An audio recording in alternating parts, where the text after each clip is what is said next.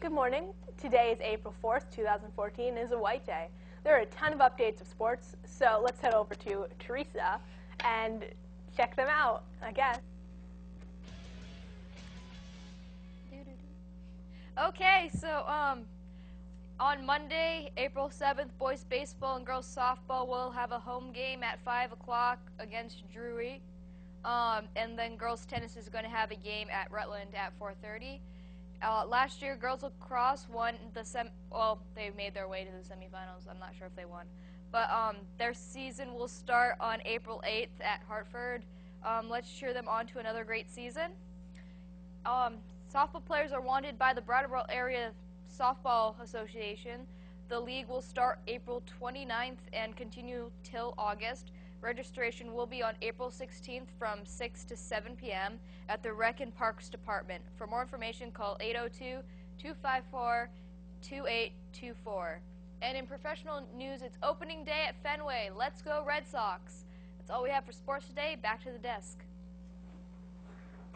If you are selling flower balls for the Cystic Fibrosis Foundation, your folders must be returned to Ms. Sweeney by next Wednesday, April 9th. This includes all sales slips, money, and community service sheets. See Ms. Sweeney in room 124 for more information.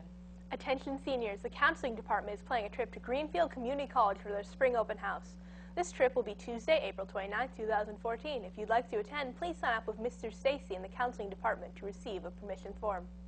The Center for Digital Art is holding a class on April 12th. This class explores gift making, animation, and collage combining, video photography, and computer animation.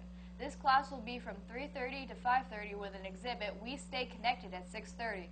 This class is limited to only 10 people, so be sure to sign up with the email below.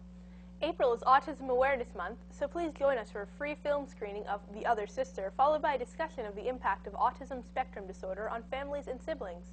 This will be held April 5th at 10:30 at the Brooks Memorial Library. For questions, please call the number below. The SC Organ Museum is currently seeking volunteers to help inventory their organs.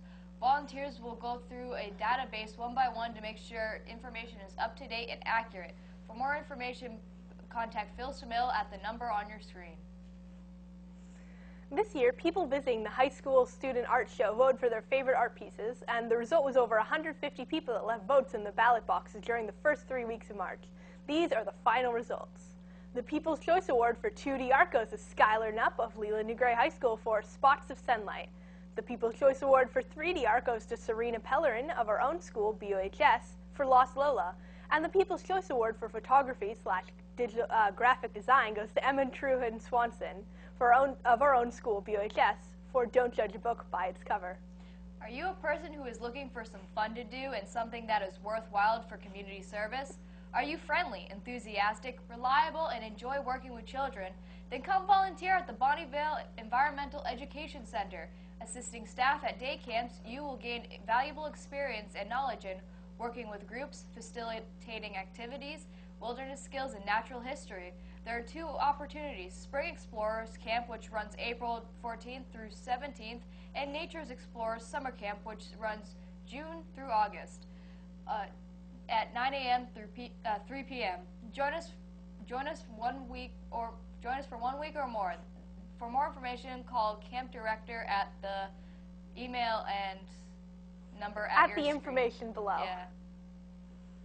Yeah. Weather has been getting nice and warm. Hopefully the trend is going to continue. Let's go over to Casey to find out more. Morning BUHS. Today it's going to be a high of 47 with a low of 35. It's going to be raining a bit this evening, but not too much. And tomorrow's going to be partly cloudy with a high of 48 and a low of 29. And on Sunday, high of 57 and a low of 31. Back to the desk.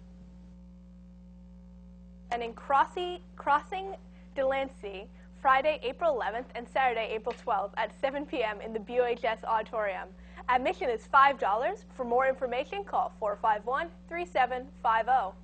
That's all we have for you today, BUHS. We are closing with a documentary made by our own Leo Shanks about his move from California to Vermont. Enjoy and have a nice weekend.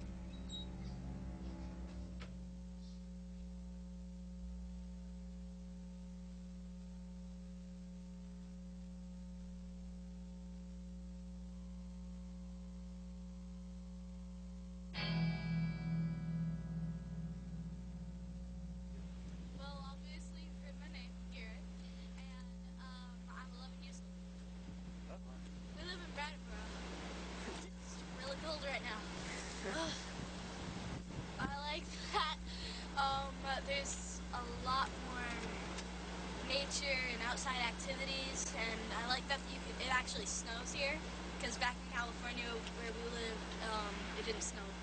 I go to Green Street Elementary, 6. Oh, it's really cool. There's a lot of nice people there, and I've made some pretty cool friends.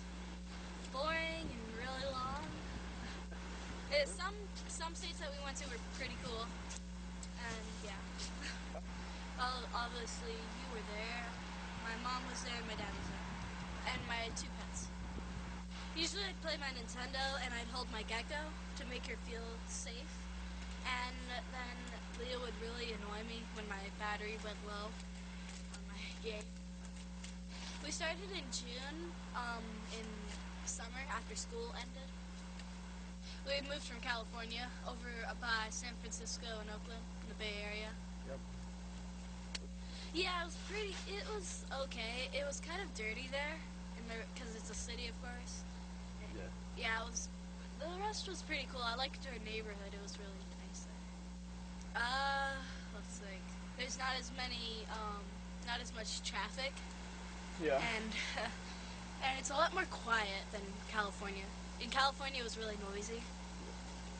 Well, I think the main reason why we moved here was because, well, my mom has a lot more family here, and just because to talk to more family and get grouped with them again. Oh, we drove for about like 1 week. Driving was really tiring, because can you imagine sitting in a car or a truck for 5 hours, sitting there with an older brother or an older sister picking on you forever? Yeah, like back in California, my brother had a friend named Mustafa and Julian and all his friends, and then so we were going to this drain pipe. It was like this big, like wide enough that I can fit, but maybe even wider. And we went in there, and then we had one flashlight, and Leah started like, when we got deeper in to the drain pipe, Leah started waving around the flashlight, and he started screaming, and we thought it was like some kind of paranormal activity. So me and Mustafa were like screaming and running away, and Mustafa screamed pretty much like a girl. So like, yeah. Transitions, okay, so some transitions were, it smells like trees a lot more, because there's a lot more trees in the country, and there's snow, actually. Yeah, I mentioned that. There's snow a lot more.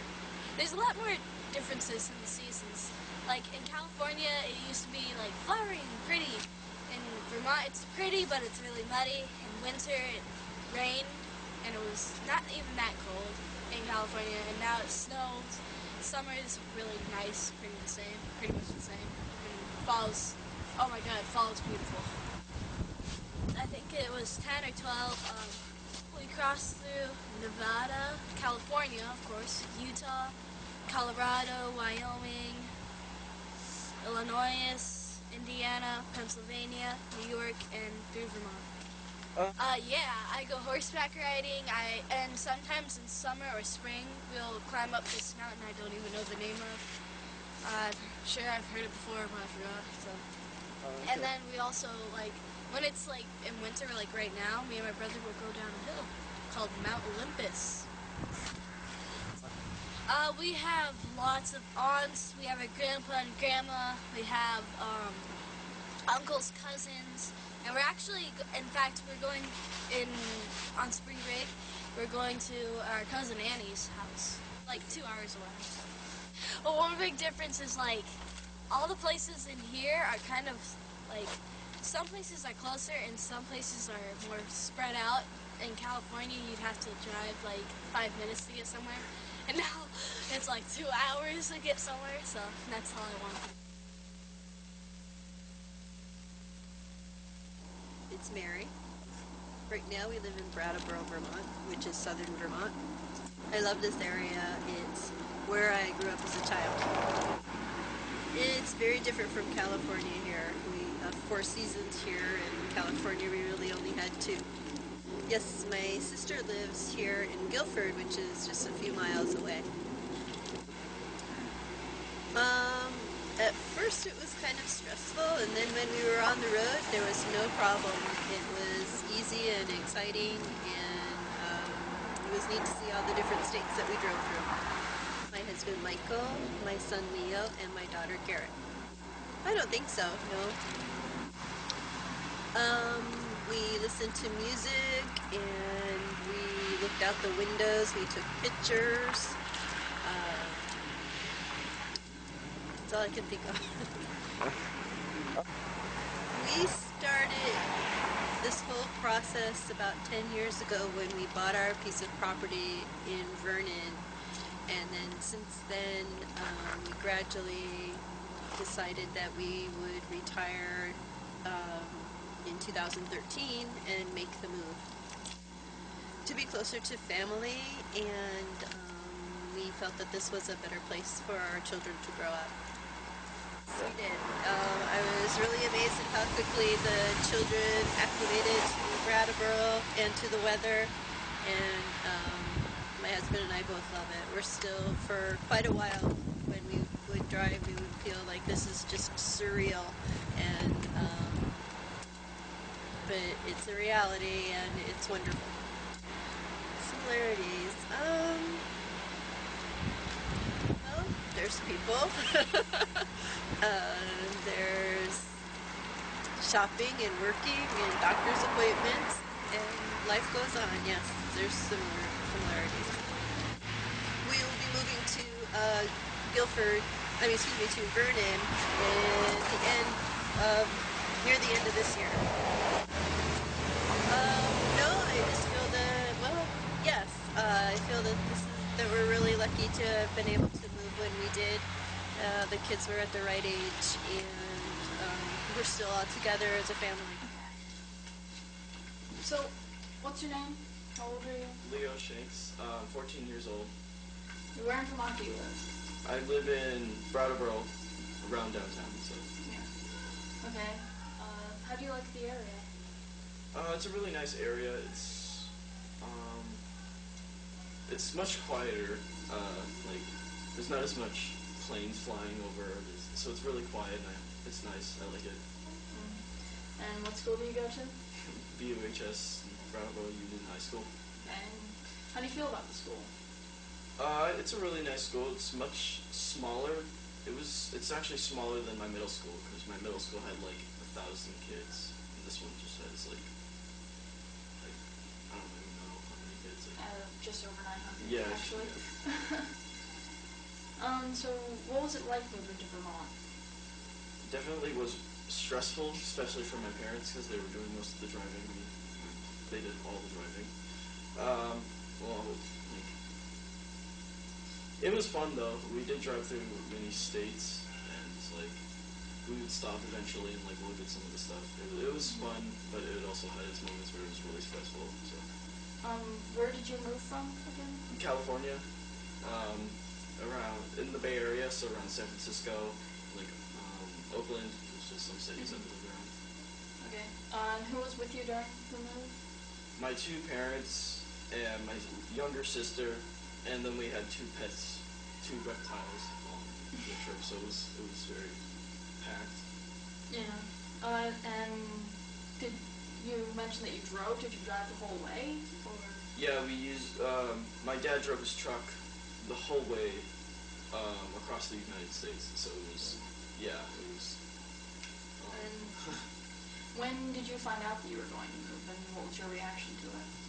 Well, I was very young. I was around second grade when I heard they were moving, but I didn't know where we were moving. And I was like, I'm going to be moving when I'm 14 years old. It's like, that time's never going to come. But it's like, when eventually it came, it was like, it's like, we're moving. It's like, gotta say goodbye to everybody. Yeah. So you didn't move until you were 14?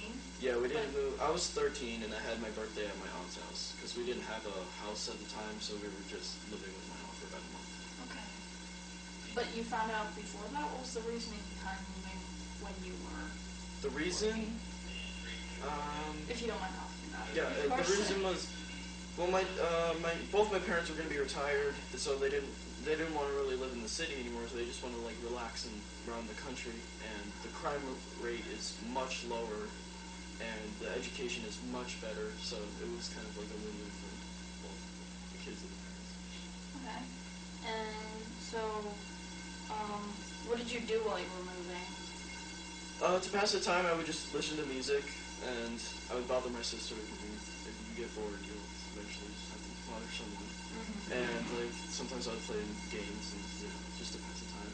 Are there any stories you have from your move that are particularly interesting, or is it all pretty calm? There wasn't really anything exciting, but I'm trying to remember. Yeah, there wasn't anything really exciting. We didn't see any like monuments. We did drive over the Mississippi, and it was much bigger than I thought it was going to be. It was humongous. So yeah, it was pretty exciting to see that. And how would you compare Brattleboro to where you lived before? They're actually not much different. I mean, the city that I used to live in, Union City, was much more populated, so there was just like so many people. But everything is really close. Like downtown, I could just walk downtown. It's like a couple minutes away, and like in Union City, my old city, I could just walk anywhere. It was nice, and the school wasn't too far away. So. Was there any awkward transitioning that you had to go through to? Well, like the first 5 minutes of living in Vermont, you could definitely smell the trees. I mean, I don't notice it now because like I'm so used to it, but when you come from like California with all the cars and the pollution and you smell trees, it's like, whoa, fresh air. Anything you'd like to add? Yeah. No. Okay.